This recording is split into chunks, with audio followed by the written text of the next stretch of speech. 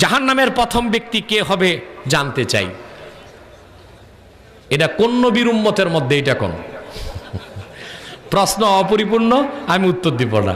পরিপূর্ণ প্রশ্ন করলে উত্তর হবে। কথা বুঝতে পারছেন? আল্লাহ রসুল মুহাম্মদ সাল্লাল্লাহু আলাইহি ওয়াসাল্লামের দিন পরিপূর্ণ হয়ে যাওয়ার পর যুগে যুগে যারাই মিথ্যা নবুয়ত দাবি করছে, মুদ্দাই এবং কাজ্জাব, তারা সর্বপ্রথম, তারা তো আগেই জাহান্নামে যেয়ে আছে, তাদের জাহান্নামের শাস্তিটা আরো বাড়বে দিন দিন। কথা বুঝতে পারছেন?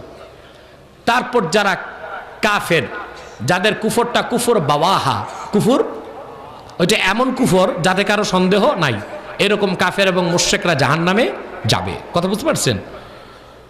তবে প্রথম কোন ব্যক্তি জাহান্নামে যাবে, এইটা একটা প্রশ্ন আপনি করছেন। এটা এক কথায় উত্তরের বিষয় না। এক এক জামাত থেকে এক এক ফেরকার লোক প্রথম জাহান্নামে যাবে। যেমন হত্যাকারী যারা কাতিলিন, তাদের মধ্যে হযরত আদমের ছেলে কাবিল প্রথম জাহান্নামে যাবে। কে? কাবিল, কারণ সে প্রথম পৃথিবীতে হত্যার রীতি চালু করেছে। তারপর মুশরিকদের মধ্যে প্রথম জাহান্নামে যাবে হযরত নূহের উম্মতের যারা প্রথম মূর্তি তৈরি করে শিরক করছে। কথা বুঝতে পারছেন?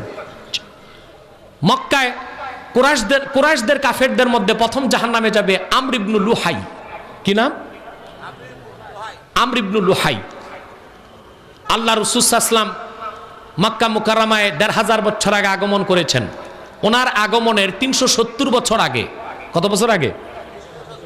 এই আমর ইবনে লুহাই সর্বপ্রথম দামেস্ক থেকে মূর্তি এনে কাবায় স্থাপন করেছে। সে প্রথম কাবায় মূর্তি পূজা চালু করছে। এর জন্য কুরাইশদের মধ্যে যারা মুশরিক, তাদের মধ্যে আবু জেহেলেরও আগে জাহান্নামে যাবে কে? আমর ইবনে লুহাই। এভাবে প্রতিটি দল থেকে প্রথম অপরাধী যারা, তারা জাহান্নামে আগে যাবে। কথা বুঝতে পারছেন?